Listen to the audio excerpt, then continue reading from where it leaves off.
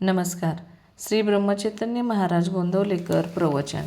आज 11 डिसेंबर. कर्ममार्गाने जात असता नामाची अत्यंत गरज आहे. परमार्थ साधण्यासाठी मोठी उदार वृत्ती आवश्यक आहे. थोर मनाच्या माणसालाच परमार्थ साधतो. जो पंत असेल तोच संत बनेल. प्रापंचिक माणसाने घरामध्ये असलेले सर्वच्या सर्व देऊन टाकू नये ही गोष्ट खरी, पण प्रसंग आला तर सर्व देण्याची मनाची तयारी असली पाहिजे, हेही तितकेच खरे.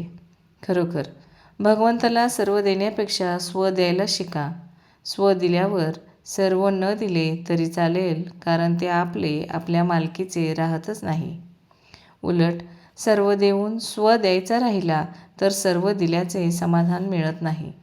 भगवंताला स्व देणे म्हणजेच मी त्याचा आहे ही जाणीव रात्रंदिवस मनामध्ये ठेवणे होय.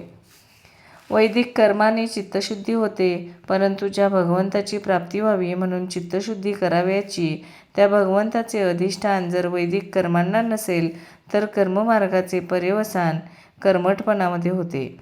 शिवाय सध्याच्या काळी बाह्य परिस्थितीमध्ये फरक पडल्याकारणाने वैदिक कर्मे अशी व्हायला हवीत तशी होत नाहीत.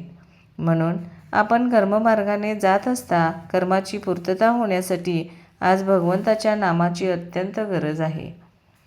कर्ममार्ग मनापासून करणाऱ्या माणसांमध्ये नुसते कर्म करणे हेच सर्वस्व आहे अशी जी कर्मठपणाची भावना उत्पन्न होते त्याबद्दल माझा आक्षेप आहे.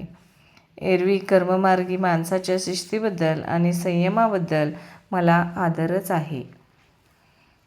एक रामनाम घेतले म्हणजे सर्व धर्मबंधने माफ होतात हा खरा समज नाही. परंतु कर्माने चित्त शुद्ध होत असताना नामाने भगवंताच्या अस्तित्वाची जाणीव जागृत राहते. इतकेच नव्हे तर पूर्ण चित्तशुद्धी होऊन कर्म गळून गेल्यावर फक्त नामच शिल्लक राहते आणि भगवंताशी एकरूप झालो की ते त्यामध्ये मुरून जाते. रामनाम हा नुसता मंत्रच आहे असे नव्हे, तर तो सिद्धमंत्र आहे. तो भगवंतापर्यंत नेतो नव्हे, तो भगवंताला आपल्याकडे खेचून आणतो. हा माझा प्रत्यक्ष अनुभव आहे. वाटेल त्याने नामाच्या या सामर्थ्याचे प्रत्यंतर पाहावे. रामनाम हा देहबुद्धी जाळणारा अग्नी आहे. रामनाम हे ओंकाराचे स्वरूप आहे. ते सर्व कर्मांचा आणि साधनांचा प्राण आहे.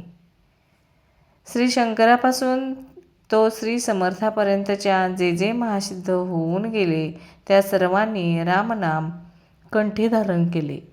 रामनामाचा 3.5 कोटी जप करेल त्याला त्याच्या देवतेचा अनुभव आल्याशिवाय राहणार नाही. रामनामाचा आधार घेऊन आपण सर्वांनी राम जोडावा. नाम घेत असता जे घडेल ते चांगले आणि आपल्या कल्याणाचे आहे असा भरवसा ठेवावा. नामाकरता नाम घ्या की त्यात राम आहे हे नक्की कळेल. धन्यवाद.